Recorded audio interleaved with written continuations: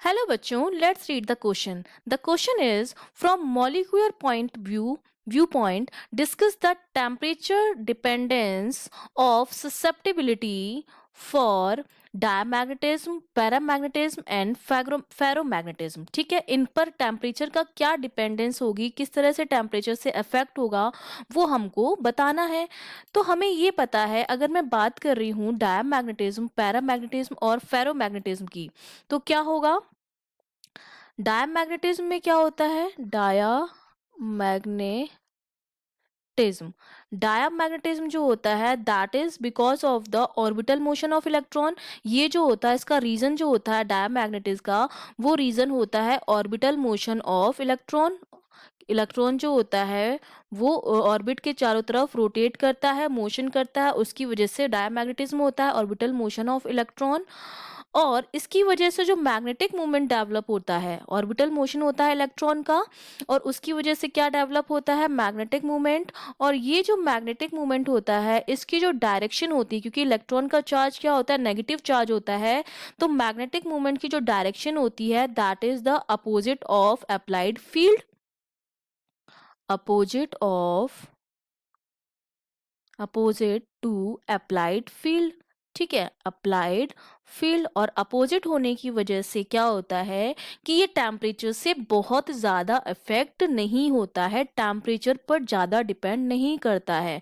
Not affect much by temperature. थोड़ा बहुत change होता है जिसको हम नेग्लेक्ट कर सकते हैं, ये टेम्परेचर की वजह से ज़्यादा अफेक्ट नहीं होता. Not affect much by temperature.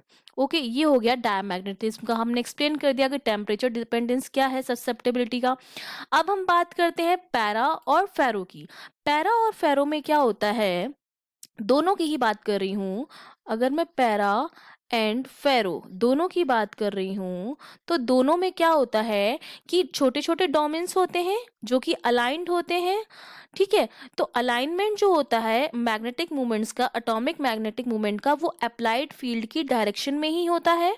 ठीक है, इसमें क्या होता है, जैसे ये सपोज मैंने कोई मटेरियल ले लिया है, ठीक है, पैरा फेरो, इसमें क्या होते हैं, छोटे छोटे अलाइनमेंट्स होते हैं. ठीक है, छोटे छोटे डोमेन्स होते हैं जो कि अलाइंड होते हैं. ठीक है, जिस डायरेक्शन में अलाइन होते हैं उसी डायरेक्शन में इनका मैग्नेटिक मूवमेंट भी होता है. ठीक है, ये डोमेन जिस डायरेक्शन में अलाइन होते हैं उसी डायरेक्शन में इनका क्या होता है, एटॉमिक मैग्नेटिक मूवमेंट होता है. ठीक है, एटॉमिक एटॉमिक मैग्नेटिक मूवमेंट. और ये जो मैग्नेटिक मूवमेंट होता है वो उसी डायरेक्शन में होता है जो जिस डायरेक्शन में हम फील्ड अप्लाई करते हैं, in the direction of applied field. Direction of applied field. डाया में क्या था, अपोजिट था अप्लाइड फील्ड की डायरेक्शन के. इसमें अप्लाइड फील्ड के डायरेक्शन की ही डायरेक्शन में होता है एटॉमिक मैग्नेटिक मूवमेंट. इसकी वजह से क्या होता है कि जब भी हम टेम्परेचर को इंक्रीज करते हैं तो ये अलाइनमेंट क्या होता है, डिस्टर्ब हो जाएगा. जब हम टेम्परेचर को बढ़ाएंगे तो रैंडमनेस आएगी. ठीक है, रैंडमनेस आएगी जिसको हम रैंडमनेस, थर्मल एजिलेशन जिसको हम बोलते हैं, थर्मल की वजह से रैंडमनेस होगी. और रैंडमनेस की अलाइनमेंट जो होगा वो क्या हो जाएगा, डिस्टर्ब हो जाएगा. अलाइनमेंट जो होगा आपका, अलाइनमेंट वो आपका क्या हो जाएगा, डिस्टर्ब हो जाएगा. और अलाइनमेंट डिस्टर्ब होगा तो क्या होगा, जो ससेप्टिबिलिटी होगी दोनों की वो क्या हो जाएगी, डिक्रीज हो जाएगी. दोनों की जो ससेप्टिबिलिटी होगी, टिबिलिटी वो क्या होगी, डिक्रीज हो जाएगी. ठीक है, आपको समझ में आ रहा है कि जब भी हम टेम्परेचर बढ़ाते हैं तो टेम्परेचर बढ़ाने की वजह से ये जितना भी एटम्स थे, जो डोमेन्स थे, जो कि एक ही डायरेक्शन में अलाइन थे, इनका अलाइनमेंट बिगड़ जाता है, डिस्टर्ब हो जाता है, रैंडमनेस आ जाती है. और इस रैंडमनेस की वजह से इनकी जो ससेप्टिबिलिटी होती है दोनों की, वो क्या हो जाती है, डिक्रीज हो जाती है.